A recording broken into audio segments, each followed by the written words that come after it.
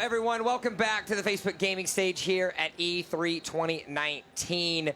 We saw the delight that was telling lies, or the lack thereof, with the dark theories that could potentially come arise. And now it's time to switch things up yet again. We've got Sayonara Wild Hearts here with Annapurna Interactive. Again, I'm here with Jeff Legaspi. How are you today, sir? I'm good. I'm good. Ready to play. You got to follow up the Sam and Logan train. How do you feel about that? That's kind of big shoes to kind of big. I don't know. They were cheering you on from the audience, so yeah. It could be an option. But all right, we're gonna hop right into it. Yeah. Talk to me about this game and what we have as we get into this gameplay. Yeah, for sure. So Sayonara Wild Hearts is a playable kind of music album with a bunch of different gameplay elements.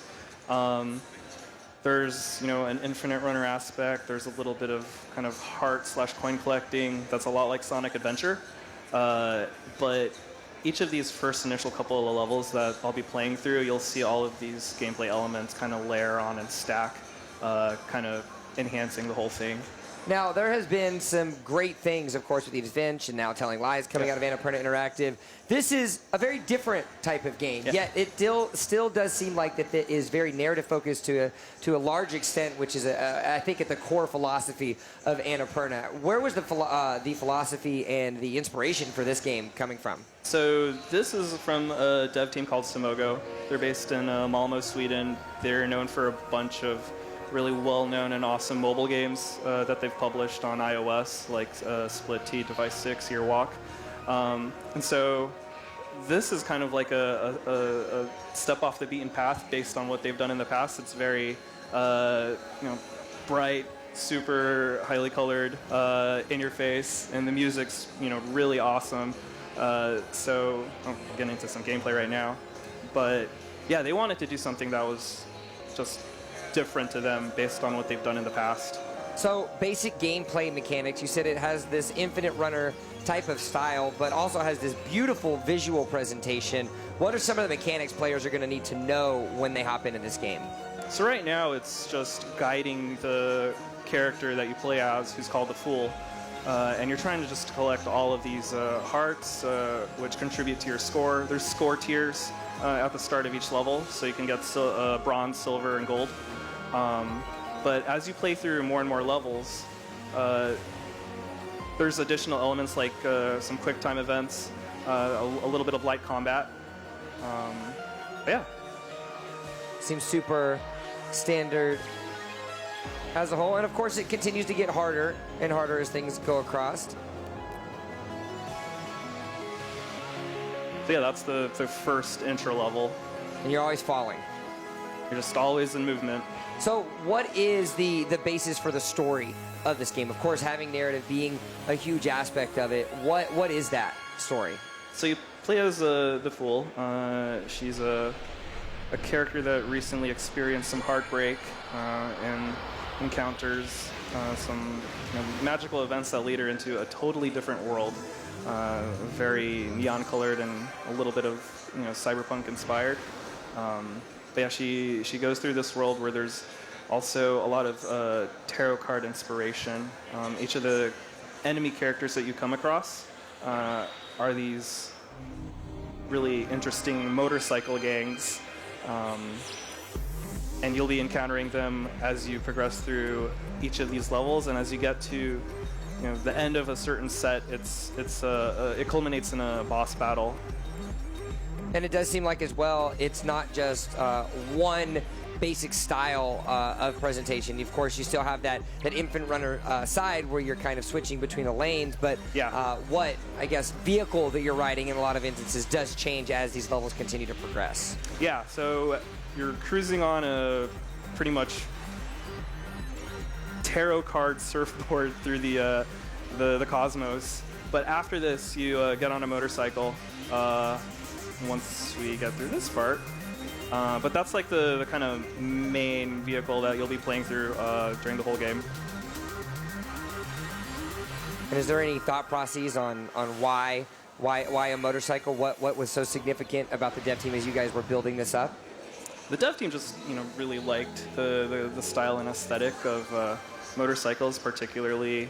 Also, congratulations, you beat the first two levels. I did, yeah. talking and playing a game at the same time is pretty hard. It's a lot harder than people think. We've I got know. a lot of fantastic Facebook gaming creators that have been playing around all day and a full-time career playing. I get to talk about video games, but even those small instances when I get to stream, it is very hard. Yeah, for sure. Hats off to them. So yeah, we're on the motorcycle now.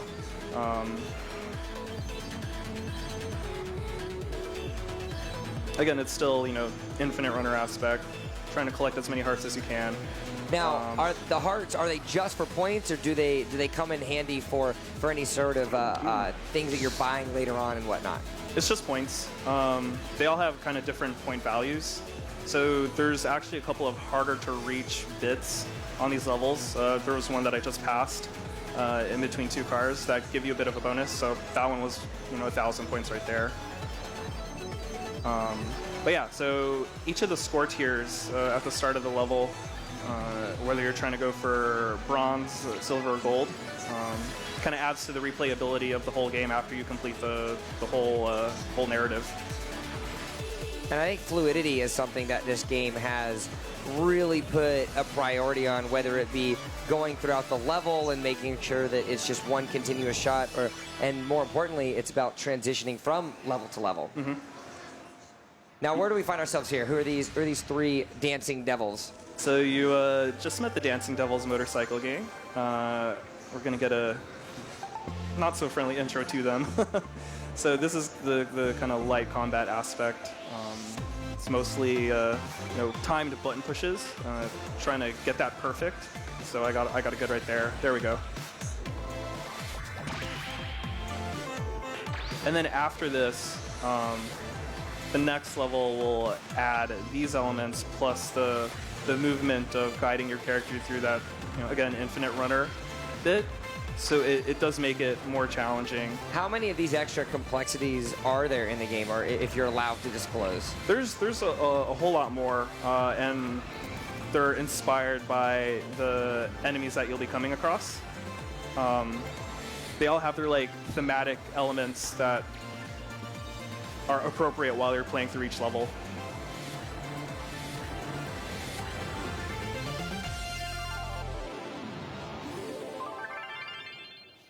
And away they go. And then this is the kind of the final level, so it's a culmination of everything that I've just played through. So you'll have those combat elements, you'll be collecting all these hearts, trying to get a really high score. But also you're trying to defeat the 3 dancing devils. The other cool thing is that as you progress and you get to these kind of boss levels, going up against the motorcycle gangs, the song is actually a bit longer. It's more like an actual full-length track with lyrics. And the whole soundtrack to the game is pretty much like a full-length album.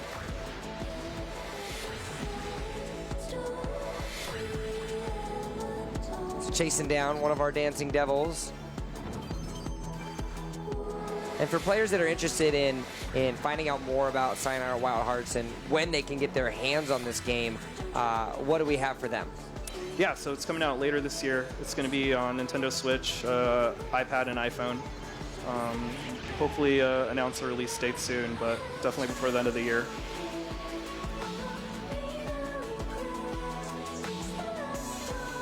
So yeah, this is a kind of new bit of gameplay where you're floating through an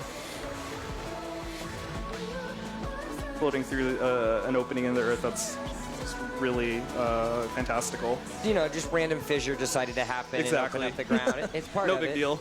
And this is another part that was where you kind of have to have that little spamming moment as well, correct? Yeah, for sure. So it's all of these little bits that you're picking up on, learning as you play through the level. And then it's a culmination of all of those elements. So we took down our first dancing devil. This is dancing devil number 2. Probably going to be a little bit harder than the first one. Yeah, just a little bit.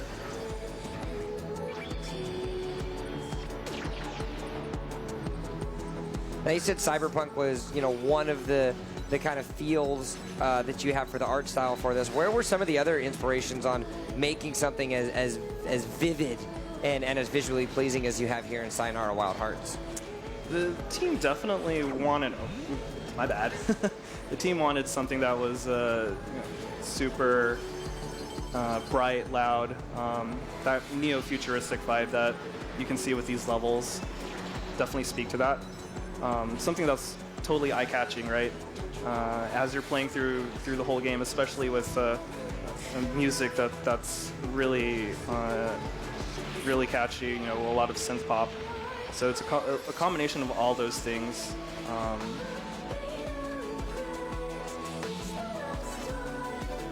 So back to the earthquake in the earth. So we get another perspective change. Much more of a side-scrolling style that we're used to seeing in some original games, and powering up the punches yet again. And devil number 2 looks like it goes down. And devil number 3 isn't going to be. We're going to be wanting to play very much nice, knowing that the first 2 have been taken out. Yeah.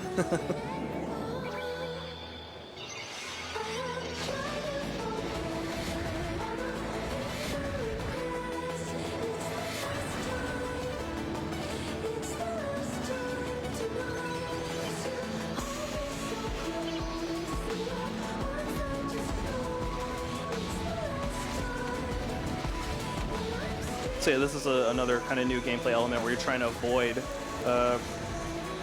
all of these kind of weird-looking energy blasts as you're going through the level. Again, like everything's adding up towards what we're getting to the end. Is your high score sitting what your normal is right now? It's getting there. It's getting there. Yeah, yeah. You've only died twice. It's not bad. Yeah, no big deal. That must be one of the scariest things as a dev to come on for these interviews and actually be having to give those those hardcore answers to the questions, but simultaneously making sure that you're not actually dying and making sure it's a watchable demo. Dancing Devil number 3 goes down. Silver rank. There not you go. Too bad. It's not bronze, right? No. Thanks for playing. Well, yeah, that was fantastic. Thank you so very much. Any final thoughts or words before we kick to the end here on this one? No, just Sayonara Wild Hearts coming out later this year.